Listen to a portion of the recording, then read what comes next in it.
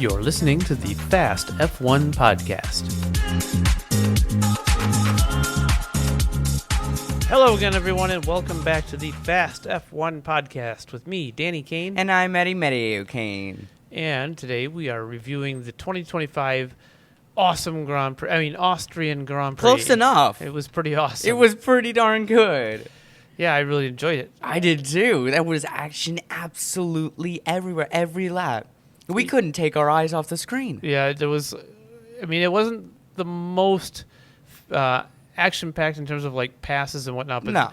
The strategy that was playing out, Piastri and Norris battling, Piastri chasing Norris down, it was really good. Really good. Man, to think that we hadn't seen them actually go side by side since Canada, and now they're just doing it ever since. This is awesome. This is what I want to see. Yep. The inter-team battle or intra-team battle is pretty cool to see. It's alive.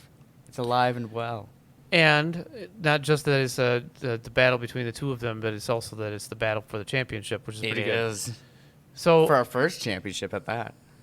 Yeah. One of them will be first-time champions, unless by some miracle Verstappen or Norris or Russell.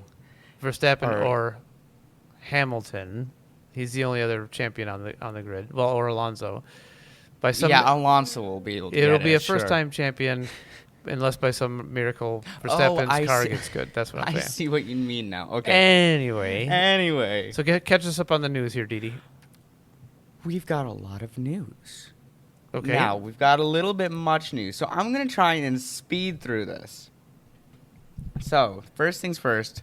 Carlos Sainz Sr. drops out of the election to become FIA president. A little shocking to me, although it was never really confirmed in the first place. There have been a few, not too many rumors, but there have been a decent amount of rumors that Sebastian Vettel might move to Red Bull as a driver ambassador. As a driver ambassador, not as a driver. Yeah. Yeah. Okay. To make that clear, like Pedro de la Rosa is a driver ambassador at Aston Martin. Sure. Speaking of Aston Martin, Mary Boya has joined a new version of the Alpine Academy, the Aston Martin Academy for F1. That was a little bit of shock to me. I couldn't really picture him there at first. And then we see Alex Dunn, the 7th ever Irish driver to participate in an F1 session, and he also got 4th place in the free practice, which is actually the best finish that an Irish driver has ever had in an F1 race, is 4th place. Oh, nice. I know. I literally just found that out like 10 minutes ago. This was the 1,000th race that a French driver has participated in. Okay. Interesting. Yeah. Arvid Lindblad to debut at the British Grand Prix practice. This was one of the worst kept secrets. Oh my God. This has been out for like a month, but they've just officially confirmed it. This one's a little bit odd, but I wanted to throw it in here because it's an actual car, not the movie car. So Brad Pitt has just tested the 2023 version of the McLaren car at Austin, at COTA, which I thought was kind of unique. And it took me a little bit to find out why he was allowed to. Is because he wasn't doing it for testing purposes, because otherwise he'd need a super license. He's doing it for still practice from the film. Yeah. Which is kind of weird. It's really complicated. It's a promotional thing. Yeah. I didn't get it at first. It took me forever to figure it out. Anyways, Nikita Johnson, an American, replaces Nicola Lacorte for Formula 3 after he is the 2nd ever driver to be banned from the F1, F2, F3 series, which is crazy because Lacorte has only been in here for like hardly at all. This next one, I think you saw this as well, I'm pretty sure, right? I don't know what it is. So Luke Browning and Sammy Megotunov were involved in a massive crash in the F2 sprint. I did see that. Yeah, that was scary. That was scary. I can promise you, if that halo was not on Browning's car, I don't think he'd be here right now. I think he'd either be in surgery or not another here. testament to the safety of the Halo. This is why the Halo is like the greatest invention of F1 It's incredible. It saves a lot of lives. And this one I've actually known for a while. So Sauber don't have any driver affiliates or reserves except for Emma Felbermeyer, who is in F1 Academy and is not able to compete in F1 free practice because of two reasons. One, they've not competed in 2 seasons of F1 and F2 and F3, and I don't know for sure if they are over 17 or not. Sauber's rival team this season, Alpine, have actually made a deal with them, and they've traded Paul Aaron in to make his debut in Free Practice 1 at the British Grand Prix for Sauber. I had not seen that coming. We know that there's been a Thai Grand Prix offer for a couple of years now. They've just offered the FIA $1.2 billion on a bid for 2028. That's a lot of money. That is a lot of money. That's more than I have in my pocket. No, that's for darn sure. Yeah, no, I couldn't. I would never have that much. There's no way. This one I kind of wanted to include because I thought this was really cool. For the first time ever, Gene Haas will drive one of his own cars. Oh, yeah, I heard about that. I didn't know he has never driven one of his own cars. One of his own Formula One cars, Yeah. anyway. I think he's driven one of his own NASCAR I'm race cars. sure he has, but he's never driven an He's not involved in F1 NASCAR car. anymore, but... No. But he's going to drive it at, of course, Goodwood. I'm excited for it this year. Yeah. There are a lot of cool ones. Preseason testing dates are in. So, yes, it is confirmed. We will have 9 days. Super excited for that. We will have 3 in Bahrain, followed by 3 in Bahrain, and I think 3 in Barcelona. Yes, but the first test is going to be closed off to the media. It'll be an entirely private event. So Annoyingly, I hate when that happens. Like the end well, of season it hasn't happened testing. in 10 years or so. Well, they do kind of like that for end of season testing though, where they close it off. Yeah, but this is the first time for a preseason Yeah. test that they've had it closed to the public in quite a while. It's a little annoying at times, but we'll figure it out after like the 2 weeks from it. But along with finding out about the preseason testing, we've also found out that Azerbaijan, due to a national holiday, will now be a Saturday race. Oh, interesting. Yeah, I didn't know. So that's a little shocking. Anyways, moving on to the race. So, actually, before that, What? I have one additional news item, which is the rumors, so to speak, but that Valtteri Bottas may still get a race seat for this season with, of all places, Alpine. Alpine, I saw that. So they've been in negotiations with Mercedes, it would seem, to see if he's, or at least they've, not necessarily negotiations, but they have made an inquiry as to whether or not he would be available to fill a race seat because they are not satisfied with how Colapinto and how Doohan had done in that second Alpine seat. Yeah. And I could see why they'd be able to lend them Bottas because next year they're going to be using their engines. Yeah. I guess it could be like a trade-off deal or something. I'm really not sure what to make of that idea that, I know. that they're looking at Bottas to fill in for half a season. It's crazy, though. Unless they think they have a chance at signing him for next year or something along those lines. But Yeah. Bottas gave a pretty strong indication recently that he's going to be heading to Cadillac next year. Yeah, I saw that video. That was insane. Yeah. The amount of people who have been commenting on that, saying, "Oh, well, now it's confirmed." No, it's not. But the Well- way he put it out there was a little much. Well, I don't know if how to it- describe it. If it's not that he's signed for Cadillac, he's certainly telling them he wants to race for them. But He's like really tempting us right now. yeah, But yeah, it's crazy. Like, because Alpine have a massive academy as well. And I know some drivers. yeah, but they don't ever use them. That is so darn true. I think, like, one of the first drivers that was part of their academy that they actually signed was Jack Doohan. Right. But they Basically, still yeah. do have all of the other drivers. Oscar Piastri was an Alpine Academy driver, and they let him go. They did try and get him, though. They did Well, try and kind get of. him. But there's these other drivers. Like, I know Gabriele Mini would do amazing in F1. Could well be. So, yeah, for once, we got a lot of news. Yeah. Makes me happy. So in the race, well, let's skip over qualifying. Yeah. For the Austrian Grand Prix and move on to the It race was right away. Decently dull Because, qualifying. well, and also, I mean, granted, Norris's lap was amazing. Yeah, I think it was the first ever sub 104. And it was at the quickest lap of the season in terms of time. It was the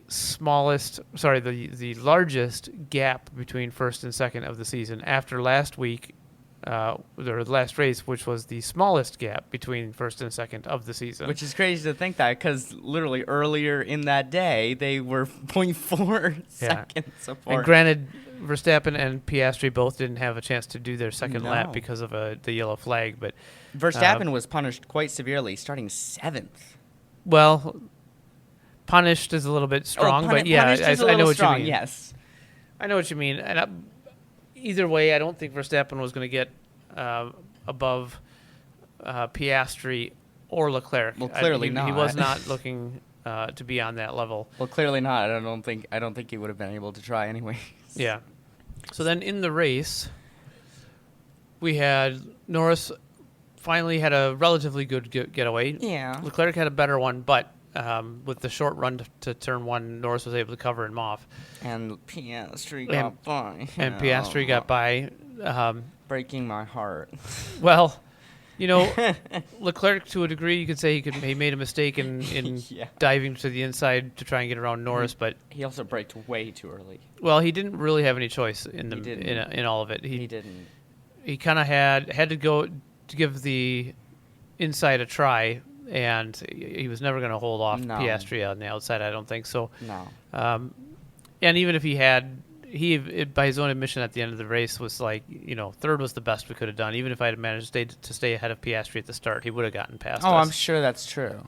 So, in that regard, it was a good race for the Ferraris, actually, at It third and is. fourth. Hamilton was very happy after the race with We're progress. back up to second place. Back to second in the championship. Out of all of these odds, where I still feel like we're down in like fourth place, where did we come from? Yeah.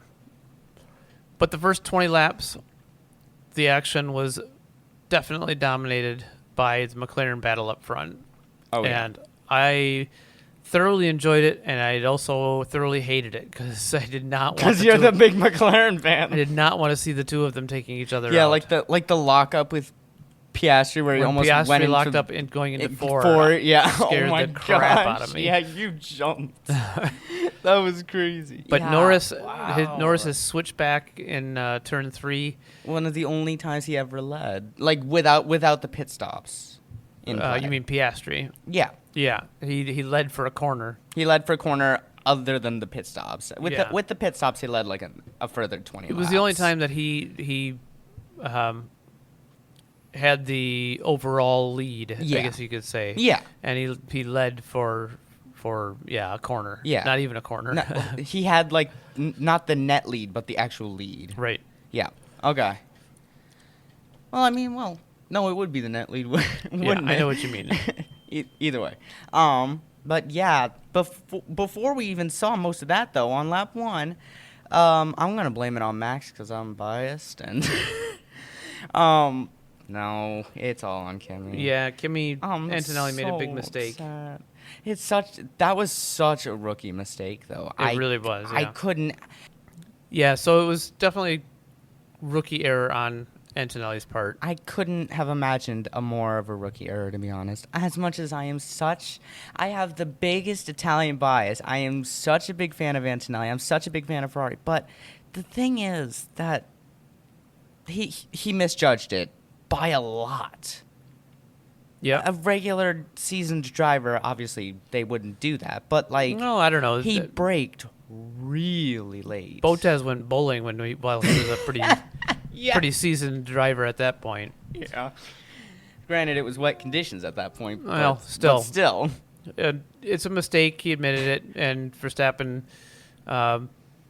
he had some comments in the car, but I'm sure that once he got out, he already calmed back down. He actually immediately said, "This is not like Verstappen." Like these past few race weekends, I've been actually starting to like the new Max Verstappen.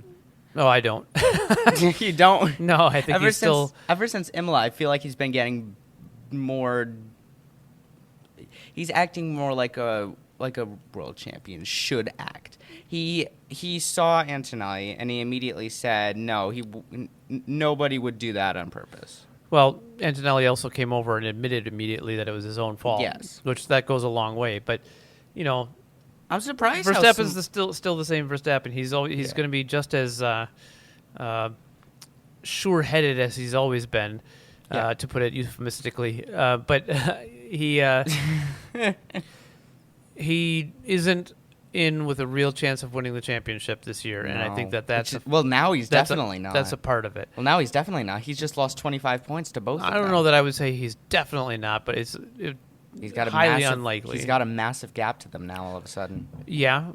Norris had a bigger gap at this time of the season last year, and that went on for a while after that. True. But Norris's car was also better than Verstappen's was, or Verstappen's is, I should say. Yeah.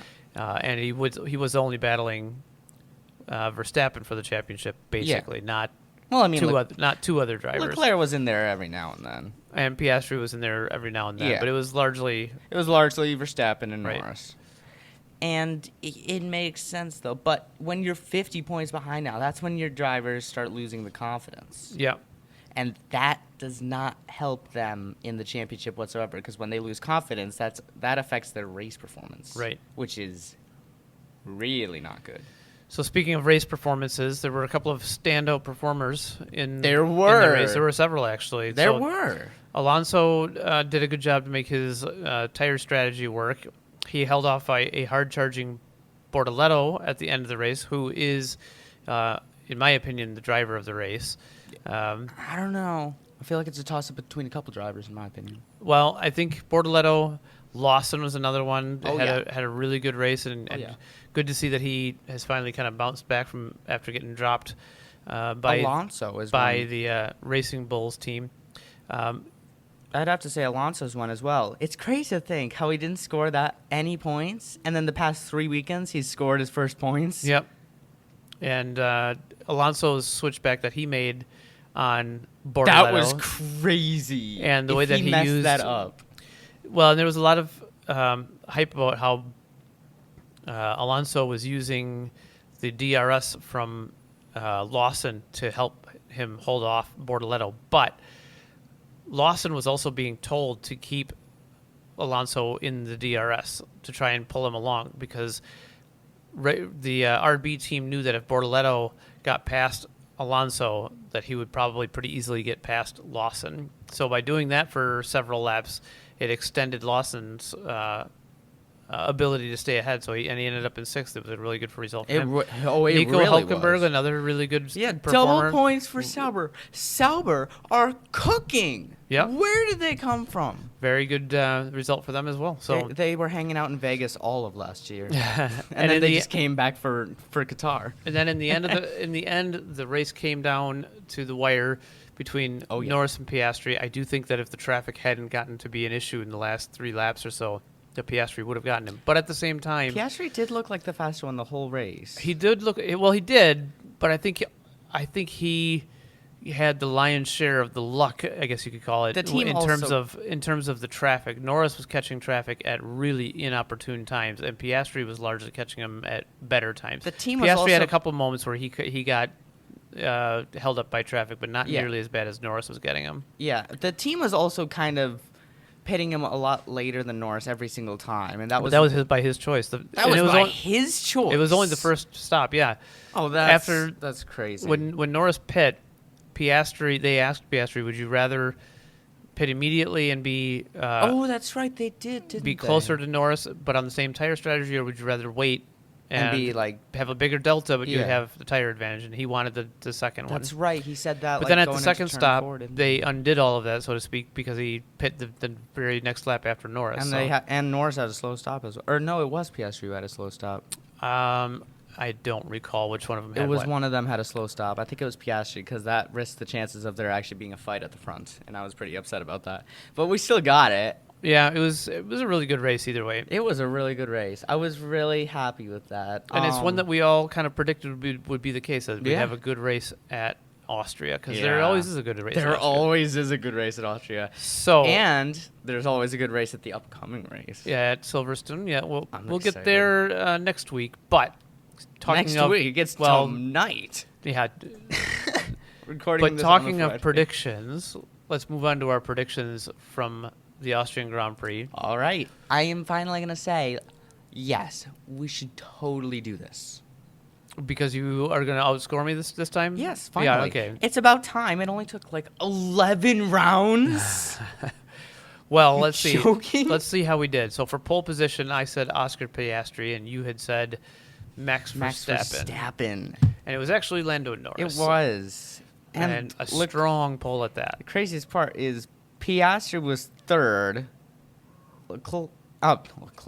Verstappen was 7th. So both of us weren't even anywhere near that. Neither of our drivers were even on the front row. Yep, that's true.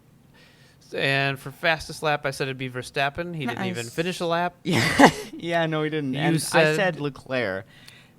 And I don't think he ever came close to having the fastest lap either. It was definitely the McLarens throughout the whole thing. Well, it was Piastri largely. Piastri mainly. When yeah. in the last part of the race, when he was chasing down Norris, he was setting fast lap after fast lap. Yeah. We were on the edge of our chairs. So for first place, then, let's go third place in the race. I said it'd be Antonelli. Again, didn't even finish the first lap. You said You cursed my driver. yeah. How dare you? You said it would be I said it would be George Russell. the other Mercedes, and it was in fact Charles Leclerc. I'm fine So, with that. no points there. Second place, I said George Russell. You said Oscar Piastri. so a point for you because it was Oscar Piastri. And in first for the win, We I both said Lando. both said Lando Norris, and we both got a point for that. So still ahead. So 1 point to me and 2 to you. Then we And go to the our wild wild predictions. predictions. So you said I said that Verstappen and Piastri would have a similar battle to the one that Verstappen and Norris had last year, and that they would have a similar incident in crash and whatnot as what they had, as what Norris and Verstappen had. Verstappen did crash. You were right Verstappen, with that. yep. So I'm taking a point. No, for that. you are not. I will not. Okay. I will file a lawsuit if you. Okay. And your wild prediction was Mine was that Max Verstappen, George Russell, Lando Norris, and Oscar Piastri will all be separated by less than 2 seconds at some point in the race, but this must count, or this will only count if it is after lap 10. And it didn't even happen on lap 1. Yeah, both of our crazy predictions ended right away. Yeah, that's true. Which so means 1 point to me and 2 to 2 you. to me, and I'm catching back up for once. For once, you've Finally. outscored me. It's so the that makes first it time. it makes it only 17-7 to me for me. I still got a It's okay. tiny amount of hope in me. It's okay. We're very nearly halfway through the season, and I'm only more than twice as many points Don't as be you. quiet. All right. Well, let's move on to our predictions then for the British Grand Prix at Silverstone. So here's the thing. I am so nervous about this one because there is 50-50 chance for Saturday and Sunday to be rainy. There's a 50% chance. It could be sunny and it could be rainy. Okay. I actually, literally, nobody has any idea which one it'll be. Well, then, what do you think will be who will benefit from some rain then and get pole Gosh. position? Well, I know that the McLarens are super fast, and between Russell, Verstappen, Norris, and Piastri's definitely not the rain type of guy. Norris is in the car. He is pretty darn good in the rain, so I'm gonna go ahead and lock in Lando Norris. Lando Norris for pole. I feel pretty darn confident about this one. That is also what I said. Darn Lando it! Norris. So, what about fastest lap then? I am saying that I don't think that Verstappen will be in with a chance to win the race at Silverstone, but I am going to put him down for fastest lap. Yeah. Wow. Okay. I think he had the same thing happen to him last year because he was chasing up to Norris, and he almost got Hamilton at the end last year, and he had the fastest lap. I'll take your word for it. I don't remember. I think I'm probably completely wrong, and like making stuff up on the fly. I think I'm right. Well, then who do you have for fastest lap for this year? Fastest lap for this year, I gotta go for my goat, Kimi Antonelli. Antonelli for fastest lap. All right. Well, what about third place? Who's your bottom step of the podium? Ooh. I'm trying to not aim towards like a British bias podium.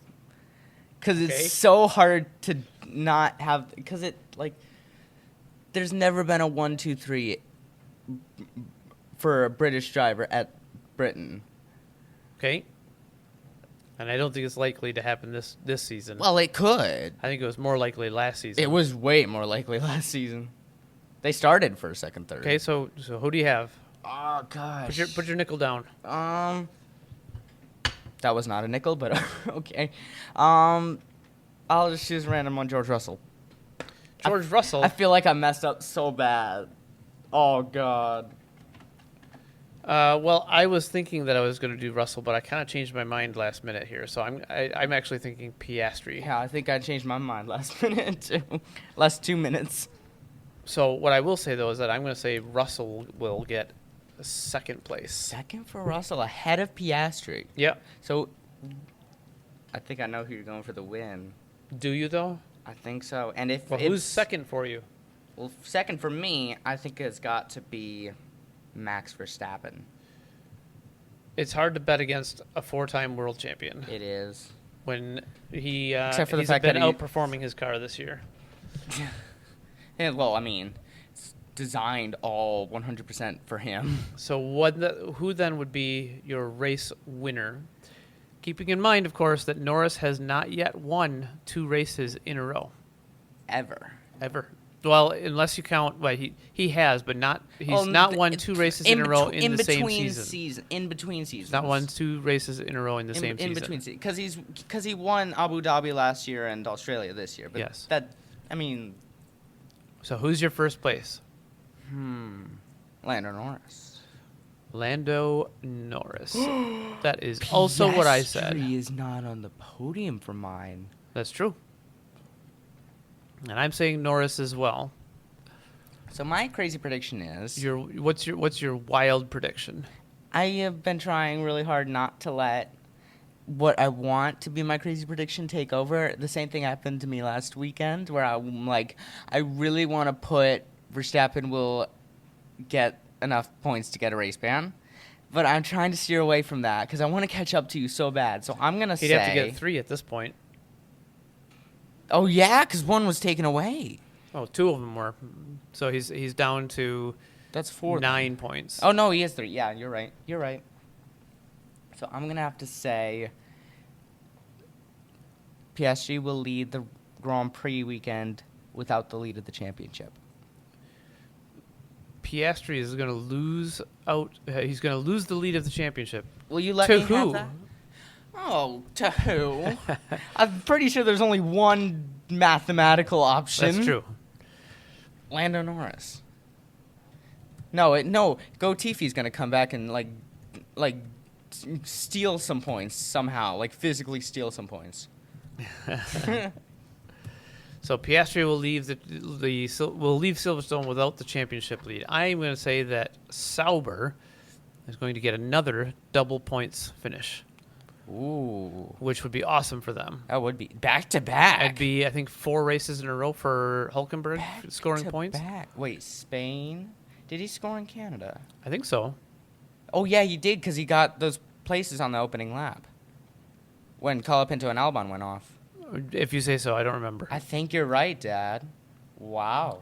But I think that Sauber is going from strength to strength at the moment, and they're I don't going know to get how another they- double points I finish. don't know how they're going this much better. Because, like, I was thinking, and I know a lot of other people are thinking, since Audi's going to be in F1, they're probably going to be pretty darn midfield, like, right away.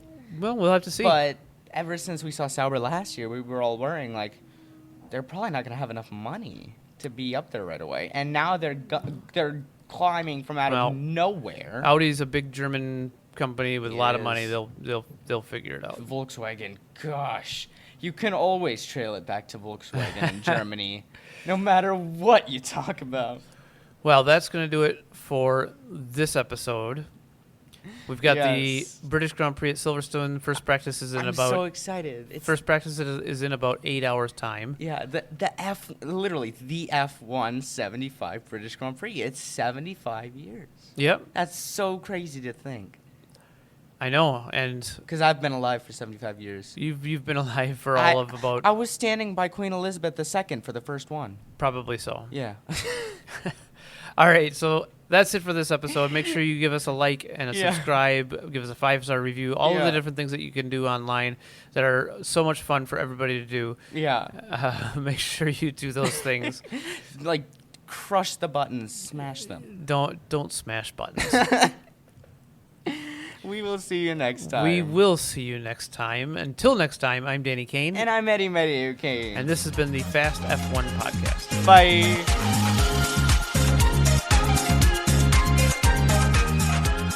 Fast F1 is produced by Danny Kane and Eddie Mediaeo Kane. All rights are reserved. Music is performed by Alex Zavessa. Thanks for listening.